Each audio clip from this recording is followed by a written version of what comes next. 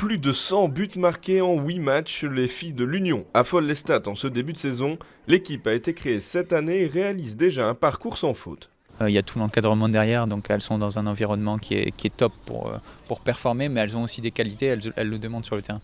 Ce week-end, les joueuses de Thomas Otuzewski n'ont fait qu'une bouchée de l'ASA Molenbeek et se sont imposées 12-1 dans une rencontre à sens unique. C'est un peu notre point faible, parfois on est un peu difficile à se mettre dans le match. Mais après effectivement ça a bien tourné, on avoue que ça jouait beaucoup en une touche de balle, surtout à l'avant, elles ont super bien fait ça. Après 10 minutes de jeu, l'Union ouvre le score grâce à Charline De Walf. 120 secondes plus tard, l'attaquante bruxelloise double le score et fait le break. L'ASA Molenbeek prend l'eau et ne peut rien faire contre l'Union. Yasmine Mazouzi y va de son but et fait 3-0.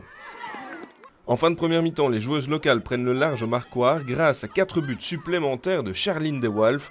La bruxelloise est en grande forme et permet à l'Union de mener 7-0 à la mi-temps. On a eu un peu peur les 10 premières minutes. Au final, on a réussi à changer le match et à marquer beaucoup de buts et on a été assez vite vers l'avant, du coup ça a tout changé quoi. Au retour des vestiaires, l'ASA Molenbeek a un sursaut d'orgueil. Sonia Arbalestri réduit le score et sauve l'honneur des Molenbeekoises. Les unionistes sifflent la fin de la récré et enfoncent un peu plus le clou via Christina Elemenoglu. Les Saint-Gilloises infligent une véritable leçon de football à Molenbeek. Maria Darocha plante le 9e but de son équipe. Le ballon est à peine remis en jeu et Maëlle Desmarches fait 10-1. Dans les derniers instants du match, Charline De Walf marque 2 buts supplémentaires et aura réalisé un octuplé. Le score ne bouge plus et l'Union s'impose 12-1 face à l'ASA Molenbeek. Si on est vraiment exigeant, il nous manque les 10 premières minutes où on se fait rentrer dedans, on manque un peu d'agressivité, mais dans l'ensemble il y a eu de très beaux mouvements, tactiquement on est en place, techniquement nos joueuses sont de qualité. Alors oui, on peut être exigeant devant le but, elles auraient pu faire mieux, ceci étant aujourd'hui il y en a 12, 13, et donc on continue sur ce rythme de croisière entre guillemets. Lourde défaite, mais on a fait la guerre, on a essayé de tout donner, et voilà quoi.